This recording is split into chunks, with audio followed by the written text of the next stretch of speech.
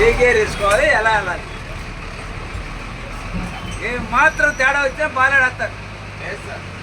బాలు మామూలు లాగి బాలాడేస్తారు. ఇక గంట 2 గంటలు జాగ్రత్తగా.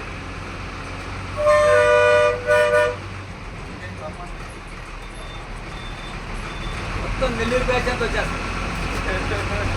చూడా ఈ మధ్య అందం అవ్వాలి. అలాగే చూడు.